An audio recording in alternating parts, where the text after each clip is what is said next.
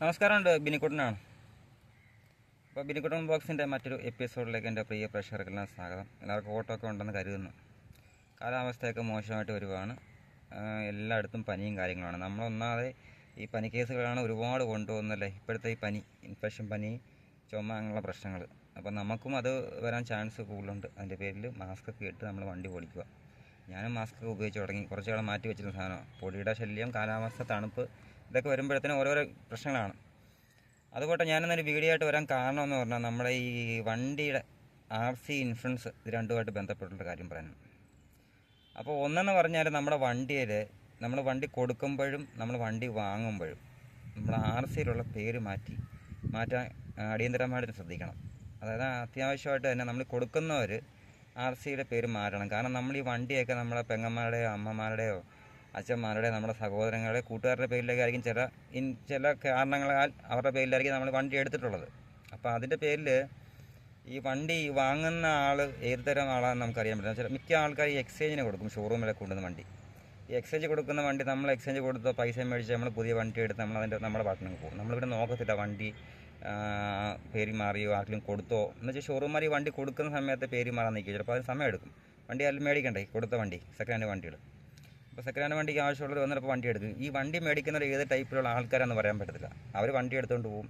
എന്തെങ്കിലും പ്രശ്നം ഉണ്ടായി, വല്ല കള്ളക്കടത്തോ കഞ്ചാവോ എന്തെങ്കിലും അടിപിടിയോ എന്തെങ്കിലും പ്രശ്നം ഉണ്ടായി കഴിഞ്ഞാൽ ആ വണ്ടി ചിലപ്പം നമ്മുടെ പേരിൽ നിന്ന് മാറി കാണത്തില്ല. അപ്പോൾ നമ്മൾ തന്നെ പോയി പെട്ടുപോകുന്നത് നമ്മളെന്നല്ല, നമ്മുടെ അമ്മയുടെ പേരിലായിരിക്കും ഇപ്പോൾ വണ്ടി, നമ്മുടെ പെങ്ങന്മാരുടെയോ ആരുടെയെങ്കിലുമൊക്കെ പേരിലായിരിക്കും വണ്ടി. അവരായിരിക്കും കോടതിയിൽ കയറി ഇറങ്ങേണ്ടതും ചിലപ്പോൾ അകത്ത് പോയി കിടക്കേണ്ടിയും വരുന്നത്. അപ്പോൾ അതിൻ്റെ പേരിൽ വണ്ടി കൊടുത്തു കഴിഞ്ഞാൽ ആ വണ്ടി ഷോറൂമുകാർ കൈമാറുമ്പോൾ നിർബന്ധമായിട്ട് നമ്മൾ ശ്രദ്ധിക്കേണ്ട കാര്യം എന്ന് പറഞ്ഞാൽ RCയിൽ നിന്ന് നമ്മുടെ പേര് മാറ്റിയെന്ന് ഉറപ്പ് വരുത്തുക.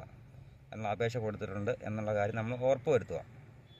അല്ലാന്നുണ്ടെങ്കിൽ നമ്മൾ RDO ഓഫീസിൽ ബന്ധപ്പെട്ട് സാറേ എൻ്റെ വണ്ടി ഞാൻ കൊടുത്തതാണ്, അവർ ആ വണ്ടി എൻ്റെ പേരിൽ നിന്ന് മാറിയിട്ടില്ല ഇതുവരെ, അതിന് വേണ്ടിയുള്ള നടപടി എടുക്കണമെന്ന് പറഞ്ഞു കഴിഞ്ഞാൽ അത് RDO ഓഫീസും ബന്ധപ്പെട്ട് കൈകാര്യം ചെയ്തോളൂ.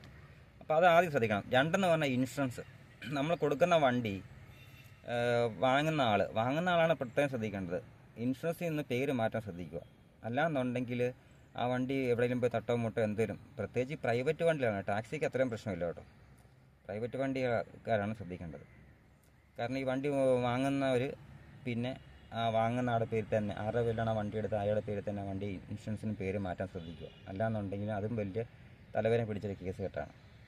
കാരണം എന്തെങ്കിലും തട്ടോ മുട്ടോ ഉണ്ടായി കഴിഞ്ഞാൽ വണ്ടി ആരുടെ പേരിലാണോ, എന്തെങ്കിലും പ്രശ്നം വന്നാൽ തന്നെ അതിന് ശരി, വണ്ടി ആരുടെ പേരിലാണോ കിടക്കുന്നത്, ഇൻഷുറൻസ് ആരുടെ പേരിലാണ് കിടക്കുന്നത്, അവരെ രണ്ടുപേരാണ് ബാധിക്കുക.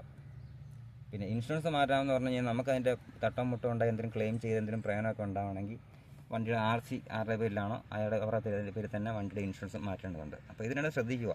അല്ലാന്നുണ്ടെങ്കിൽ നമ്മൾ ഈ പറഞ്ഞോണമെന്നല്ല, ഈ കോടതി ഇപ്പോൾ പറഞ്ഞ എല്ലാവരും പറയും മുദ്രപത്രം അല്ല വാഹന ഉടമ്പടി കരാർ എന്നൊക്കെ പറയും. ഈ വാഹന ഉടമ്പടി കരാറും മുദ്രപത്രവും റവന്യൂ സ്റ്റാമ്പ് എന്തൊക്കെയാലും ശരി, കോടതിക്ക് അകത്ത് ചെല്ലുമ്പോൾ ഇതൊന്നും വാല്യൂഡല്ല. RC ബുക്ക് ആരുടെ പേരിലാണ് കിടക്കുന്നത്, RCയിലെ പേര് ആരുടെയാണോ അവരെയാണ് ആ വണ്ടിയുമായിട്ട് ബന്ധപ്പെട്ടുള്ള കാര്യങ്ങളിൽ ബാധിക്കുന്നത്. അതുപോലെ ഇൻഷുറൻസ് ആരുടെ പേരാണ് കിടക്കുന്നത്, ഇൻഷുറൻസുമായിട്ട് ബന്ധപ്പെട്ട് കേസ് വല്ലതും ഉണ്ടെങ്കിൽ അത് ആ പേര് കിടക്കുന്ന ആൾക്കെ അത് ബാധിക്കുന്നത്. അപ്പോൾ ഇത് ശ്രദ്ധിക്കുക. വണ്ടി കൊടുക്കുമ്പോൾ ഇൻഷുറൻസിൽ നിന്നും പേര് മാറ്റുക, RCയിൽ നിന്നും പേര് മാറ്റുക. വണ്ടി വാങ്ങിക്കുമ്പോഴും നമ്മുടെ പേര് തന്നെ RC ആക്കുക, ഇൻഷുറൻസിന് നമ്മുടെ പേര് തന്നെ ആക്കിയെടുക്കുക. ഇത് രണ്ടും ശ്രദ്ധിക്കണം. ഇത് ശ്രദ്ധിക്കാതിരുന്നാൽ കുഴപ്പമൊന്നും അറിയോ, ഇത് കൂടുതലും നമ്മുടെ പേരിലായിരിക്കത്തില്ല നമ്മൾ ഈ വണ്ടിയിൽ എടുക്കുന്നത്. നമ്മുടെ അമ്മയുടെയൊക്കെ പേരിലായിരിക്കും. ഫിനാൻസ് കിട്ടാൻ വേണ്ടി അമ്മയുടെ പേരിലോ ചിലപ്പോൾ പെങ്ങന്മാരുടെ പേരിലൊക്കെ ആയിരിക്കും. അപ്പോൾ വളരെ ശ്രദ്ധിക്കുക.